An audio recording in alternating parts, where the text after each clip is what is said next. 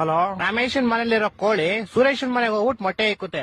ಇವಾಗ ಮೊಟ್ಟೆ ಯಾರ್ದು ಅಂತ ಹೇಳಪ್ಪ. ಮೊಟ್ಟೆ ಈಗ ಸುರೇಶನ್ದೆ, ಯಾಕಂದ್ರೆ ಕೋಳಿ ಸುರೇಶನ್ ಮನೇಲಿ ಬಂದಿರ್ತಲ್ಲ, ಯಾರ ಮನೇಲಿ ಬಂದ್ ಮೊಟ್ಟೆ ಇಡುತ್ತೋ ಅವ್ರದೇ ಮೊಟ್ಟೆ. ಇಲ್ಲ ಲೇ. ಇಲ್ವಾ? ಮತ್ತಿನ್ಯಾರ್ದು? ಮೊಟ್ಟೆ ಕೋಳಿದಲ್ಲಿ. ಈಗ ಒಂದ್ ಆನೆ ಈಜಾಡ ಕೆರೆ ಒಳಗ್ ಹೋಗುತ್ತೆ, ಆಚೆ ಹೆಂಗ್ ಬರುತ್ತೆ? ಈಗ ಹೆಂಗ್ ಬರುತ್ತೆ? ಹೆಂಗ್ ಹೋಗಿರುತ್ತೋ ಹಂಗೆ ವಾಪಸ್ ಬರುತ್ತೆ. ಇಲ್ಲ ಲೇ. ಮತ್ತೆ ಯಾವ ಆಗ್ಬಿಟ್ಟು ಆಚೆ ಬರುತ್ತಲೇ?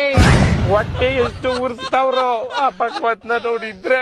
ಒಬ್ಬ ಹುಡುಗ ಪ್ರತಿ ವರ್ಷ ಅವ್ನ್ ಬರ್ತಡೆಗೆ ಉಂಡಿಗೆ ₹1 ಹಾಕ್ತಿದ್ನಂತೆ. 60 ವರ್ಷ ಆದ್ಮೇಲೆ ನೋಡಿದ್ರೆ ಅದ್ರಲ್ಲಿ ಬರೀ ₹12 ಐತಂತೆ. ಹೆಂಗೆ ಅಂದ್ರೆ ಅವ್ನು ಯಾರ ಚಪ್ಪಲಿ ಇರ್ತಾನೆ ಎತ್ಕೊಂಡಿರ್ತಾನೆ. ಇಲ್ಲ ಲೇ. ಮತ್ತೆ ಅವ್ನ್ ಬರ್ತಡೆ ಫೆಬ್ರವರಿ 29 ಇತ್ಲೇ. ನನ್ನ ಮಕ್ಕಳು ಒಂದೊಂದಲ್ಲ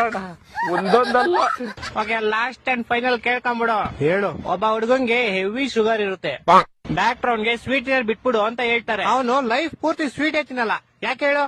ಇದಕ್ಕೂ ಯಾವ್ದೋ ಉಲ್ಟಾ ಸೀದಾ ಆನ್ಸರ್ ಇರುತ್ತೆ ಪಕ್ಕ.